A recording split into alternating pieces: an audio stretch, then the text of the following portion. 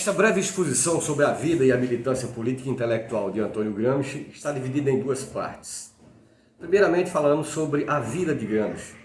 Na segunda parte, apresentamos resumidamente o pensamento de Gramsci, com especial destaque para a sua concepção de hegemonia, ou questão ideológica, e sua relação com a cultura, pautando este conceito com as ações e narrativas do bolsonarismo e da extrema-direita.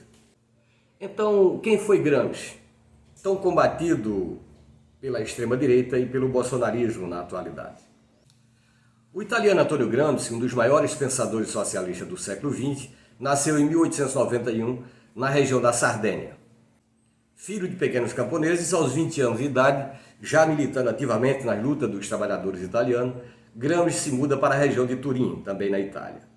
Segundo Carlos Nelson Coutinho e Leandro Condé, em 1917, os trabalhadores de Turim pegam em armas contra o militarismo do governo italiano. Derrotados, o movimento trabalhista foi duramente reprimido e mais de 500 trabalhadores foram mortos em combate, desestruturando assim o movimento trabalhista italiano. Neste período, Gramsci é eleito secretário da secção regional do Partido Comunista, com a tarefa revolucionária de reorganizar a luta dos trabalhadores, de tal forma que, quando da ascensão do fascismo no início da década de 1920, Gramsci já era uma das principais lideranças do movimento socialista da Itália. De acordo com o próprio Gramsci, a ascensão do fascismo de Mussolini colocava a luta de classes da Itália numa fase que poderia significar a conquista do poder político pelo proletariado revolucionário, ou, ao contrário, uma derrota devastadora. Como a história mostrou, a derrota do proletariado e a consolidação do fascismo foi, de fato, um fenômeno avassalador para as classes trabalhadoras e para a sociedade em geral. A partir de 1924, o fascismo de Mussolini começa a mostrar sua face, a da ditadura totalitária, iniciando o processo de perseguição aos opositores. Gramsci se exila em Paris, de onde articula uma frente antifascista.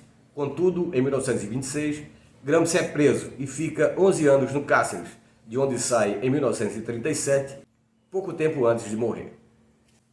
É na prisão que Gramsci desenvolve a sua teoria política, que seria publicada posteriormente nos conhecidos escritos dos Cadernos do Cárcere, a partir de conceitos como bloco histórico, Estado ampliado, sociedade civil, sociedade política, intelectual orgânico, hegemonia, dentre outros. Em função da proposta desta reflexão, não trataremos aqui de conceitos como intelectual orgânico, Estado ampliado ou bloco histórico. Nesse sentido, daremos ênfase ao conceito de aparelhos hegemônicos, que pode ser traduzido também por aparelhos ideológicos, por ser esse conceito do pensamento gramsciano objeto de críticas e, ao mesmo tempo, de apropriação por parte da extrema-direita e do bolsonarismo na atualidade. De forma bastante sucinta e superficial, o pensamento marxista atribui à economia a função de base estrutural da sociedade. Trata-se da base real da sociedade, que inclui as forças produtivas e as relações sociais de produção.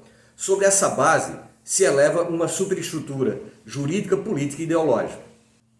Juntas, estrutura e superestrutura configuram o Estado.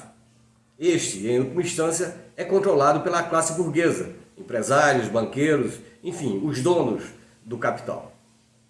Em função da forma política do Estado, para a classe trabalhadora chegar ao poder, necessariamente teria que ser a partir de processo revolucionário, pois através da eleição não seria possível.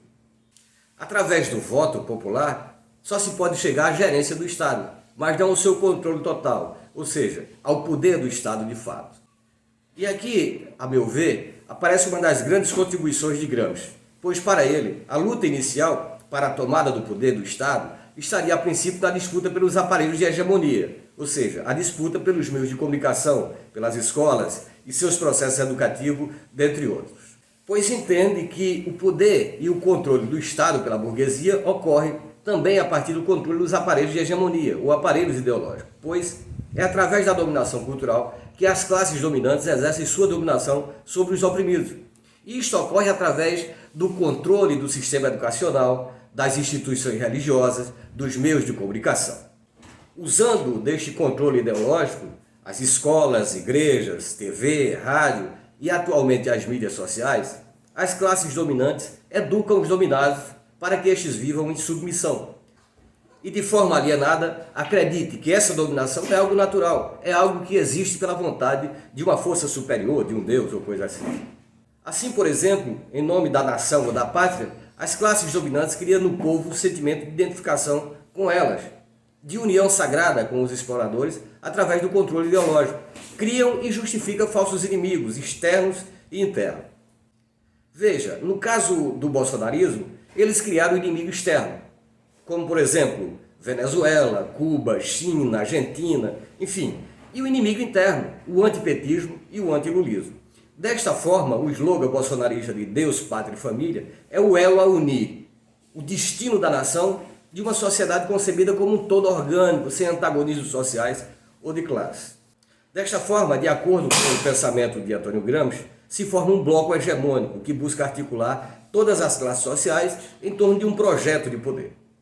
Exposto essa concepção de aparelhos de hegemonia, podemos compreender as narrativas da extrema-direita e do bolsonarismo, e do combate dessas forças reacionárias ao que chamam de marxismo cultural, e ao mesmo tempo do uso que eles fazem do conceito gramsciano de aparelhos de hegemonia. Vejamos, desde a eleição de 2018, vencida por Bolsonaro, que vivemos um tempo no qual a política parece ter perdido seu sentido e seu significado. Ao longo deste tempo, deixou-se de debater as grandes questões que são necessárias ao país e à população, como, por exemplo, o debate em torno da soberania nacional, do desenvolvimento industrial, do combate à miséria e à fome, do aumento real do salário, da saúde pública, da educação, enfim, os grandes temas, não é, da sociedade brasileira. Ao invés disto, vimos um debate em torno do que o bolsonarismo chama de pautas dos costumes. Você lembra das fake news, das mentiras sobre uma suposta mamadeira de piroca, da chamada ideologia de gênero, de fechamentos de igreja, do comunismo, do banheiro unissex e outras aparentes bobagens? Eu digo aparente porque isto, além de não ser verdadeiro, não tem influência sobre a vida concreta das pessoas. Contudo, são verdadeiras para os bolsonaristas, a ponto de acompanharmos, desde a derrota de Bolsonaro em 30 de outubro, uma horda de pessoas amalucadas, como nas imagens que você está vendo agora. E o que é isto, afinal? A dominação cultural do bolsonarismo, a dominação ideológica provocada pelas narrativas da extrema-direita, ou seja, o bolsonarismo critica e combate o pensamento de Gramsci, ao mesmo tempo que, compreendendo a sua teoria, conseguiu dominar uma massa expressiva da população brasileira. Pois, como vimos nas reflexões de Gramsci, chegar à presidência da República não significa ter o poder do Estado. Este poder só é possível se tiver uma base de massa concreta, pronta a ir para as ruas, fazer a defesa do governo.